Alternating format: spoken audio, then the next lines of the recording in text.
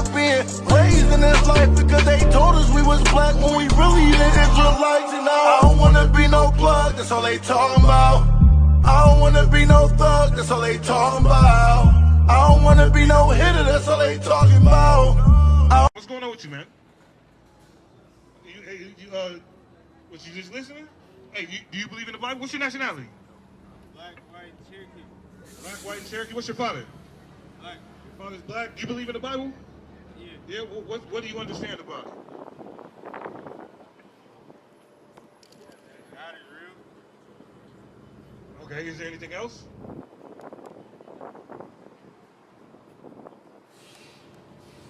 That he forgiven. He forgiven and understanding. Okay.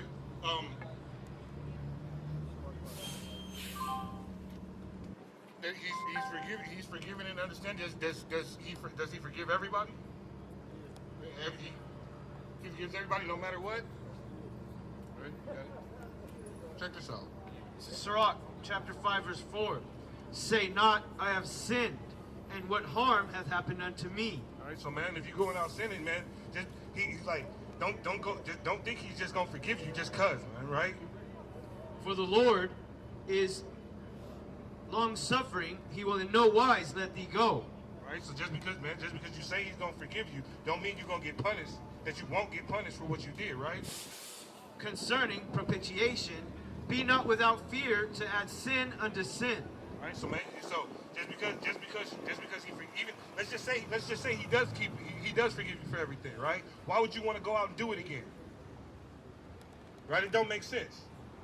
Right, if you do something that's a sin, and just because he forgives you, you're gonna do it over again.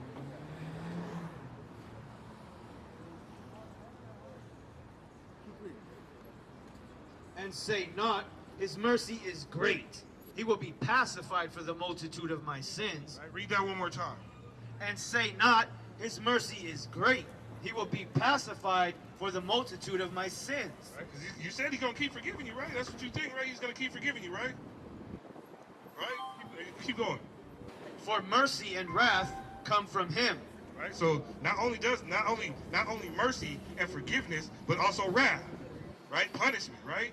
For you know they say the wages of sin is death, right? And his indignation resteth upon sinners. Right? So all of that, man, all that wrath that's coming is for the sinners. Make no tarrying to turn to the Lord. Yes, don't wait, man. You gotta turn to the Lord right now. You gotta repent, stop sinning, and come back to the Lord. And put not off from day to day, for suddenly shall the wrath of the Lord come forth, and in thy security thou shalt be destroyed, and perish in the day of vengeance. All right, so when you think it's all safe and good, man, you think he's forgiving you, right? But you out here sinning every day, you keep doing all this wickedness, man, you might get hit by a truck. You can be in your house, man, the truck can plow through. You could be on the 5th floor of your house, or in your apartment, in the apartment building. Truck fly through the wall. You never know, man. Most High make things happen, right? But you thinking you comfortable, that you fine, but you was doing all this wickedness, all this dirt, right? So I mean, it's not so yeah, he forgives you, man, but you gotta make the effort to at least try not to mess up, right? So do you know what sin is? What's sin? Huh? What do you mean, like? What do you mean by that?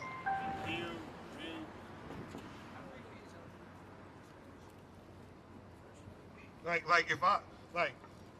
How do you know? How do you know what's wrong though? How do you know what's wrong though? You know what I mean? Like, how do you know what's right and what's wrong? You say what? Common sense? Well, I mean, cause like here's the thing, right? Here's the thing. They'll say stealing is wrong, right? Would you agree that stealing is wrong? Would you think that it's a sin? Right? Well, there's a scripture that tells us to steal from other nations of people. Well, or not necessarily does it. It doesn't tell us not to do it. It tells us not to steal from one another. Right? We don't steal from our brothers, right? But there's nothing wrong with us stealing from the other nations of people. Right? So with that in mind, right, saying it's not okay to steal from our brothers, but But it's there's nothing like the Most High won't count it as a sin if you steal from the other nation, right? So so with that in mind, what would you think sin is? Right? You know, smoking is a sin. Right? So man, you came to the wrong people to ask for cigarettes, bro. But check this out. This is 1 John 3 and 4. Whosoever committeth sin transgresseth also the law. Right? So you know what the law is? Right? So the commandments that Moses gave to the Israelites, right? Thou shalt not, thus saith the Lord, right? For sin is the transgression of the law. So when you transgress those laws, like there's a law that says not to eat pork. So when you eat pork, you're in sin, right? Check it out. It says, this is Leviticus 11. And the Lord spake unto Moses and to Aaron, saying unto them, Speak unto the children of Israel, saying, These are the beasts which ye shall eat among all the beasts that are on the earth. Whatsoever parteth the hoof, and is cloven-footed, and cheweth the cud. Verse 7. And the swine, though he divide the hoof, and be cloven-footed, yet he cheweth not the cud, he is unclean to you. Right? So the pig, man, the swine, right? It's unclean. It's a filthy animal. Right, but you know, but in this captivity that we're in, because like we just read in this one, it says that what we're going through is a hour of crisis, right? We're going through hell right now, right? And part of that hell is us being of the mindset, or us being taught by our captives, right? That we can sin, that we can do what the Most High told us not to do, right? You see it in a lot of these churches. That they tell us that the laws are done away with and you don't have to follow them anymore, right? Which is another reason why you was asking why you smoke cigarettes out here, right? Go ahead. Got some more? Yeah. Verse 8. Of their flesh shall ye not eat, and their carcass shall ye not touch. They are unclean to you. Right. So we're not even supposed to touch dead pigs, right? It's one thing. You know, you have a pet pig, right? That's fine. But as soon as the thing's dead, right, it becomes abominable. It's an abomination, man. It's a sin to touch the dead pig. That's how filthy those creatures are. Right? Even the body fluids is foul. Like I was telling somebody that, like, because they was talking, I was telling them that the pigs are unclean animals, right? They're filthy, disgusting animals, and they was talking about how it's not that like what you do with them doesn't matter. It's about their diet, right? And I was telling the dude, like, there's something in a pig, right? Like, regardless of what you feed it, there's something in a pig that allows it to digest fecal matter, right? It'll live off it, it'll thrive off it, right? You know, they got the saying, like, you say, happy as a pig and shit, right? They live off of it. There's something in them that allows them to, like, work off of that, right? So it don't even matter. It ain't about the diet. Feed them anything, man. It's still a disgusting animal, right? It's a disgusting animal. So, you know, that's why he told us not to eat it, right? Now we're Israelites. We descend from the people Moses brought out of Egypt. No, we believe in Yahweh. Yeah, that's the name of the God of the Bible, right? What you got?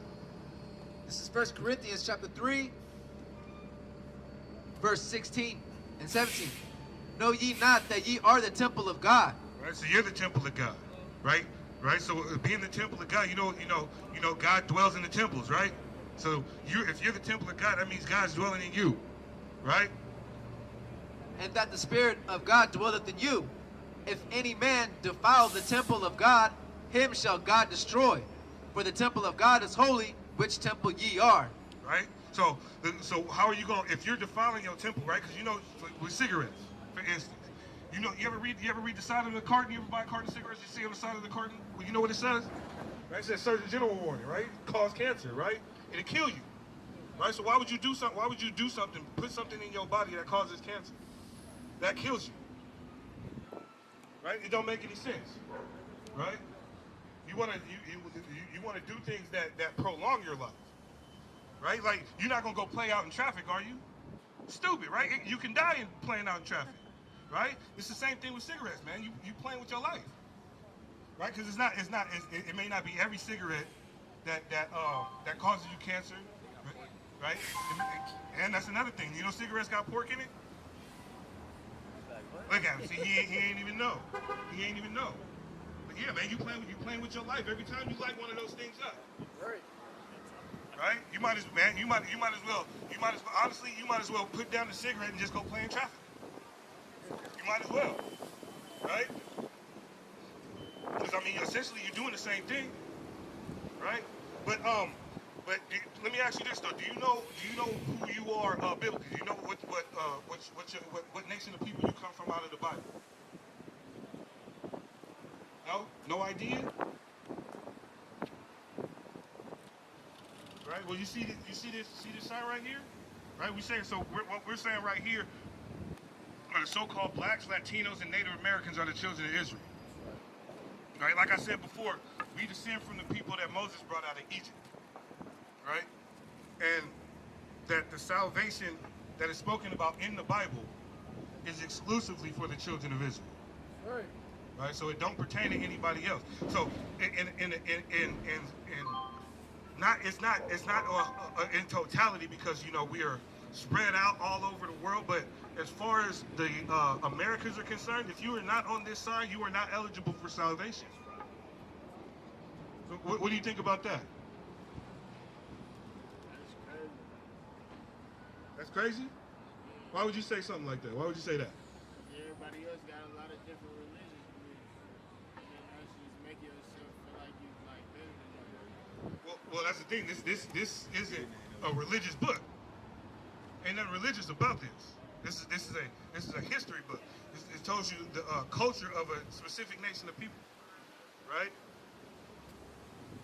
Which is why, because this is talking about the Israelites and their relation.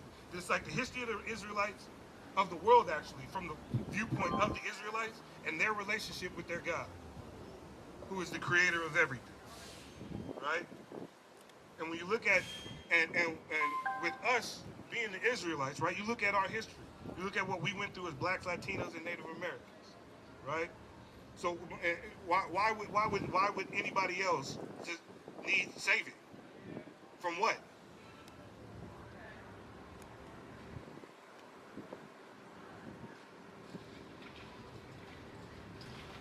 No idea? You said you was black and native, right? Black and native. So what would you say? As a black man, as a native man, what would you say you have to be saved from?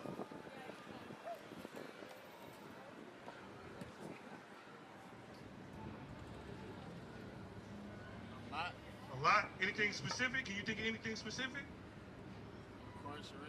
Incarceration? Uh-huh. And who's doing it? Who's doing the incarceration? Police, which are what kind of people? All different. Well, do you know about the history of the police?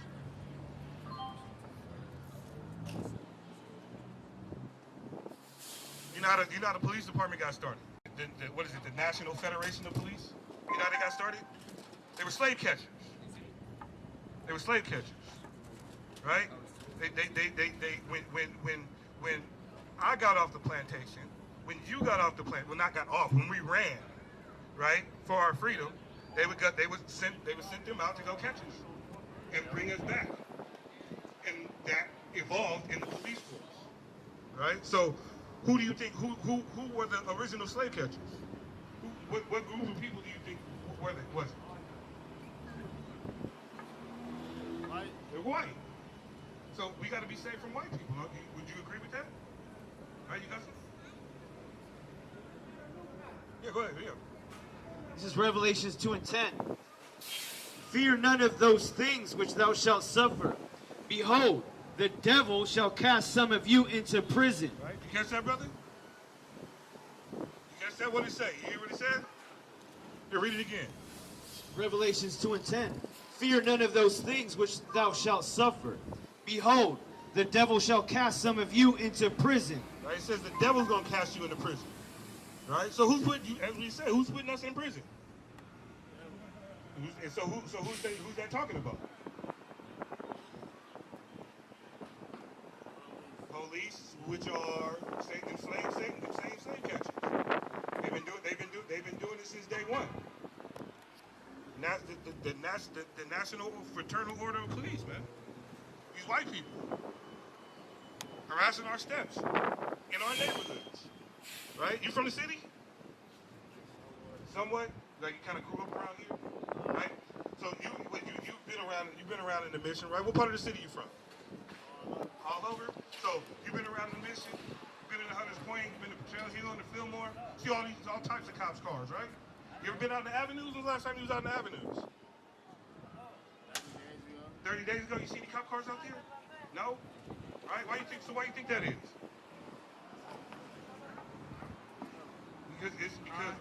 Because you know, as the slave catchers, their job is to keep us on the plantation. Right? With us being the same people right here, we all suffer the same things.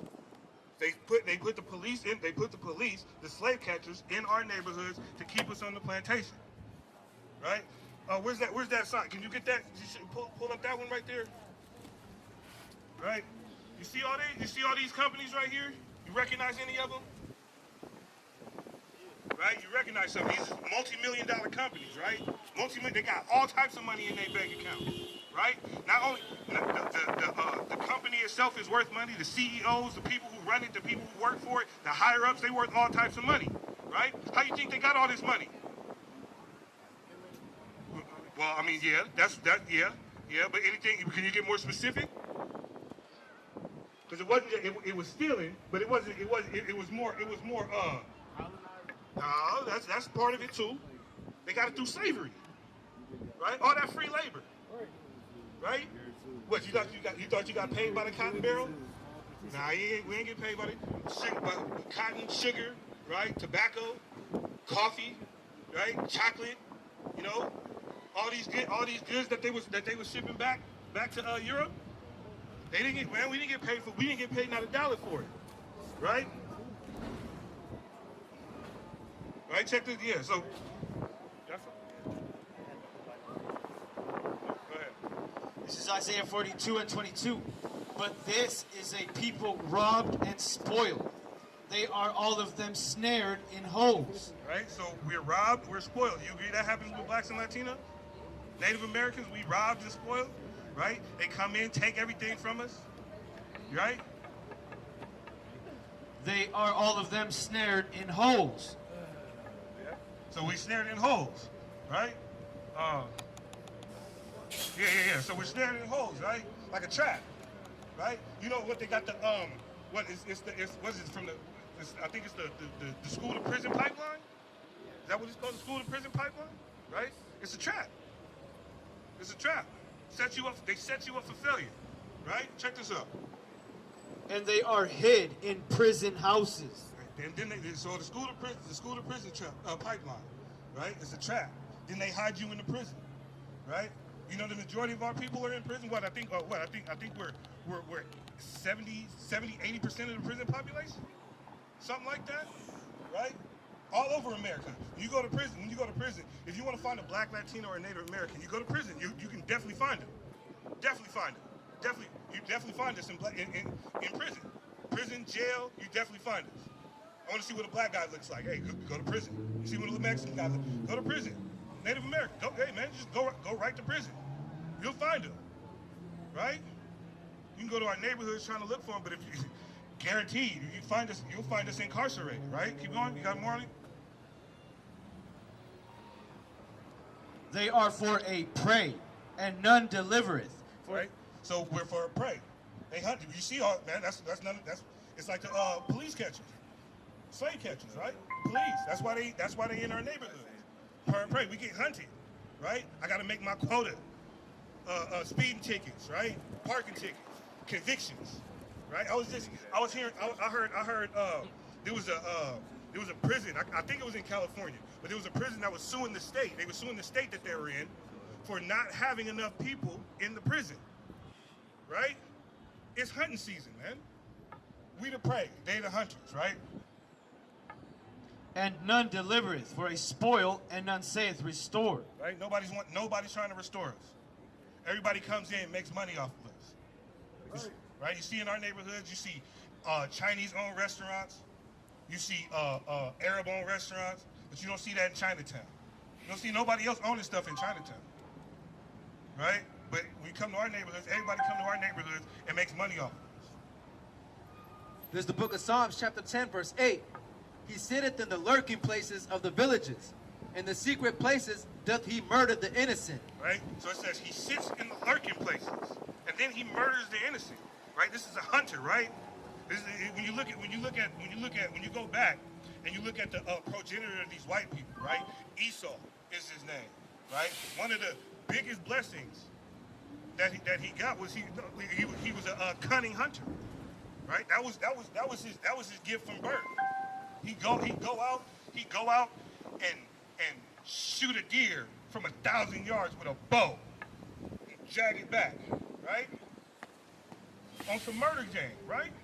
That was his blessing. That was his gift. He was a cunning hunter. But now that they don't hunt deer anymore, they hunt us, right? His eyes are privily set against the poor.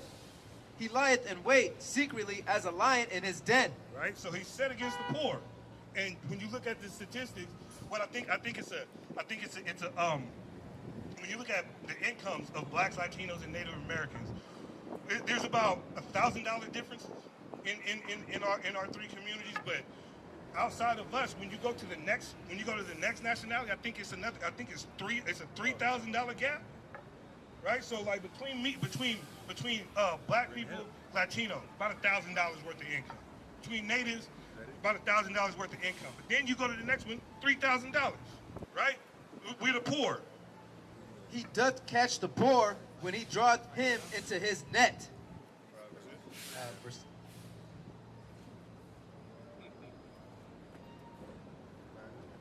Yeah, so man, he's setting up these traps for us, right?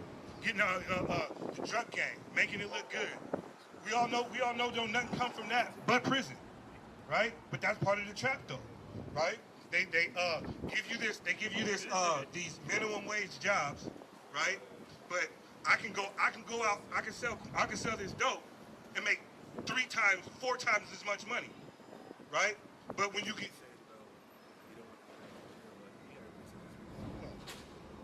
all right, so you were saying you was in jail? Yeah, no. I'm just saying that was a. So how do you stay out though? Or how do you avoid it, right? Shit, just the right thing. That's what you asked though, right? Yeah. How to stay out of jail, right? So This is Proverbs 1 and 10. My son, if sinners entice thee, consent thou not. right? So you got these sinners that's enticing you. Hey man, let's go hit this lick, right? You come, let's go do this. Let's go over here and do that, man. You know, they coming at you with all this stuff, but you gotta deny yourself from that. If they say, come with us, let us lay wait for blood. Let us lurk privily for the innocent without cause. Right? Hold on, wait. There's what is it? Keep reading. Keep reading. Let us swallow them up alive as the grave, and whole, as those that go down into the pit. We shall find all precious substance. We shall fill our houses with spoil. Cast in thy lot among us. Let us all have one purse. My son, walk not thou in the way with them. Refrain thy foot from their path. For their feet run to evil and make haste to shed blood. Right? So they come in to shed blood. Right? So you gotta refrain your foot from them. Stay away from these people, man. Don't go with them. So basically, right there is saying, that was the perfect advice. Going back to how you said how you stay out of jail, right? See, our ancestors has given us all these writings. We're in a position in these last days, man, that we got the whole game plan. We got the whole playbook. Man, you into sports? You like sports? Right? You ever played sports, right? So if you play organized sports, basketball, it be in football, whatever, you know, coach gives you the playbook, right? Beginning of the year, you study your plays. We're in that position in these last days that our ancestors has given us writings thousands and thousands of years ago, so we know what to expect, how to behave in these last days, man, right? So this was an example on how to stay away from these evil enticements that our partners or your friends or anybody in the world, right, of our own people, right? You refrain your foot away from him. It being saying, let's go wait for innocent blood, let's go rob this cat, or whatever, you know what I mean? What do you got? Keep reading. That was it? Is that it? Yeah, that was it on that. Read. This is the book of Sirach, chapter 21, starting at verse 1. My son, hast thou sinned? Do so no more. Now, if you have sinned in the past time, right, it said do no more. Because the Christian church has taught us this lie, right, that Christ will cover everything, right? Of course, the scriptures tell us, you know what I mean, if we might have fault on small matters, you know what I'm saying, let us, you know what I mean, he can be our advocate to the Most High God. But he only came to die for our former sins, man. Read that again. My son, hast thou sinned? Do so no more. So this is why it's very important, man, right?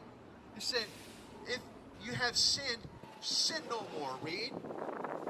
Ask pardon for thy former sins. And ask pardon for thy former sins, right? This is what is very important. Read. Flee from sin as from the face of a serpent. You have to flee from sin, right? Run from sin as if it's a venomous snake. Read. For if thou comest too near it, it will bite thee, and the teeth thereof are as the teeth of a lion, slaying the souls of men. Its teeth are as teeth as a lion that will kill a man, right? Because the wages of sin are death, right? So this is why it's very important that now we're not only going to ask forgiveness for our prior sins or our former sins, we try to stay away from it completely, man, right? Because we understand what sin is, man. We understand that sin is breaking God's laws, and we understand the price of sin, man, right? Sin brings death, man. Read. This is Ecclesiastes 8 and 11. Because sentence against an evil work is not executed speedily. Because sometimes you can be sinning, right? The Most High might not judge you right there and then, right? But if you remember the very first verse we read to you, right? That in your security, the Most High God can judge you right there and then, man, right? The Most High might wait until he sees fit. Then he will find whatever means to kill you, man. It might be a midget in a big truck that kills your ass. You know what I'm saying? It don't matter. The Most High will find a way to kill you, man. Read. Therefore, the heart of the sons of men is fully set in them to do evil. Right. This is Sirach 21. Okay, read it now. Verse 12. Though a sinner do evil 100 times, Though a sinner may do evil 100 times, read, and his days be prolonged, and if he still lives, read, to an old person, read. yet surely I know that it shall be well with them that fear God. But those that actually fear God, the one that revere him, right, the one that takes heed unto his word, right, it'll be good with them. Read. Which fear before him, verse 13, but it shall not be well with the wicked. But it would not be well with those that refuse to take heed to his word. Those that refuse to take heed to his laws. Read. Neither shall he prolong his days, which are as a shadow, because he feareth not before God. His days are not going to be prolonged. He's not going to be prolonged any longer more. Right? That's it. So this is important, man. See, the Christian church has taught us that you can, God is all forgiving. He's all forgiving. Yes, he's long suffering, right? So go back to that, Sirach 5.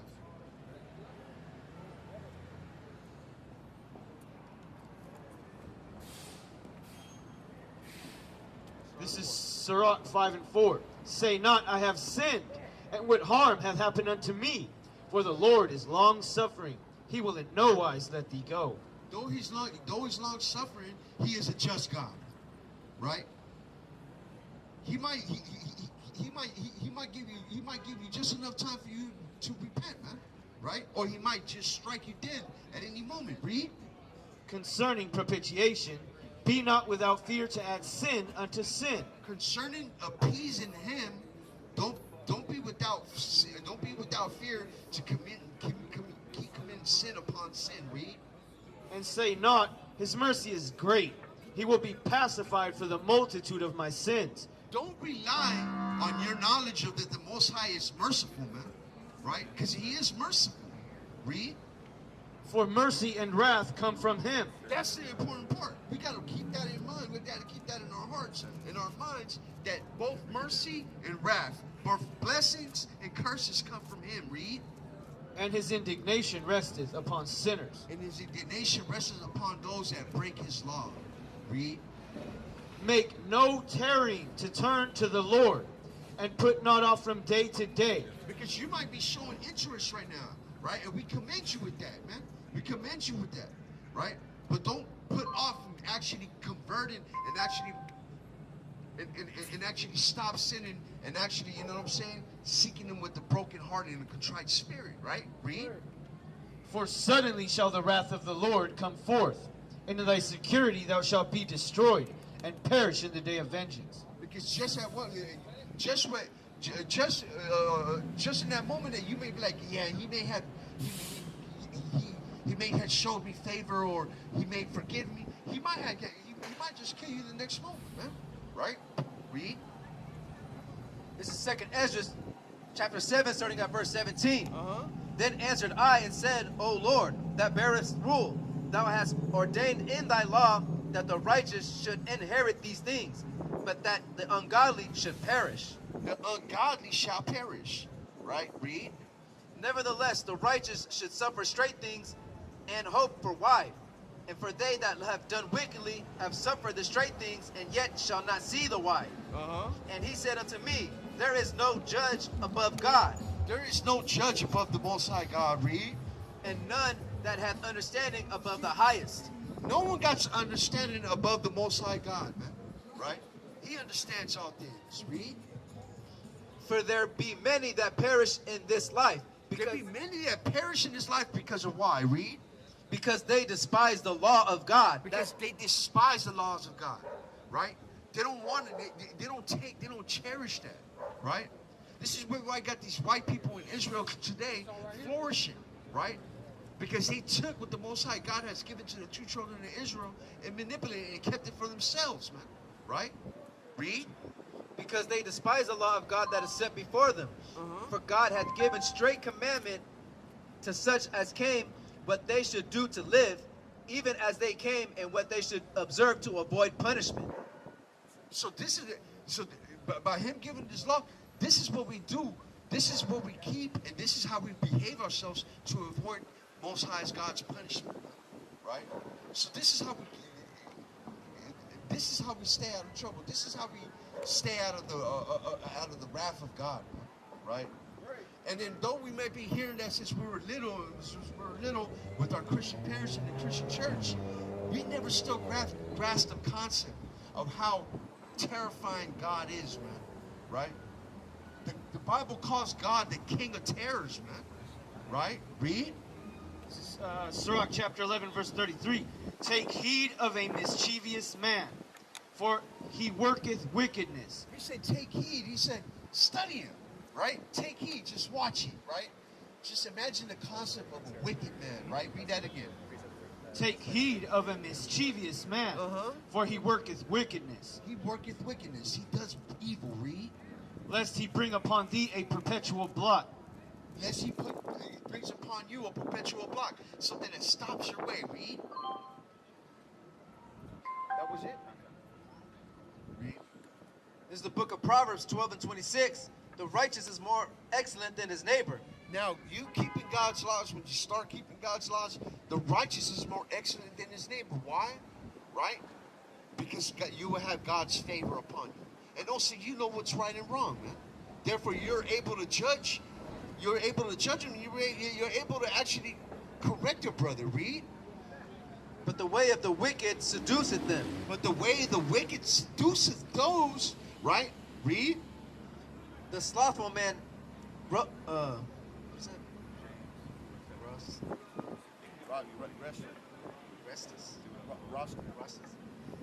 The slothful man rosteth not that which he took in hunting, but the substance of a diligent man is precious. But the substance of a diligent man is precious.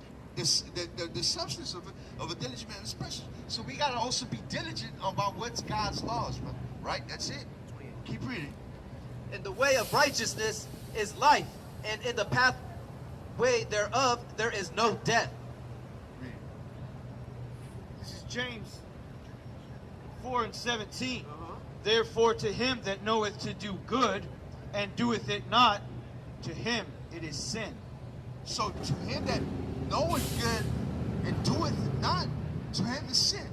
Right? Meaning, man, if you know what's right, man, and if you're not doing, and if you're not doing the things that you know what's right, right? That's sinful too, Rick. That's it. Give me all right, brother. If you got any question, we're up here every weekend, man. All right? I said we street teaching and doing music to educate. All praise, I had this gift in second grade where I stay. They upgraded the murder from catching fades. Let's just say you niggas is weaker in 7 days. Cause how a nation come kidnap you and make you slaves. Then separate their children and parents, changing names. No Damon Wayne's for generations was major pain. And we kill each other, but when it's done, we don't say a thing. You niggas tripping. Well, in other words, y'all niggas Christian. Worship white Jesus when scriptures give his description. And shout out to my kindred that's really living what's written, keeping laws that was given instead of willfully sinning. I love saying Christ coming back, cause it's with vengeance. All we gotta do is endure like it's an entrance. Rehearse the righteous acts, who spiritually it's a scrimmage. And that real game start when the missiles pass the defenses. Let's get it, I'm chilling. It's scary but it's thrilling. Never trust the opposition, they come near me then I'm peeling. Like aren't you glad we no longer killing and drug dealing, but instead we out here healing. No more filling up them prisons, we almost at the ending. And now I don't care who like me. It's sore strokes for them folks, cause they scared to fight me. And you in sin, cause you clutching on that hand tightly. Calling on the Lord, you get ignored like scam life.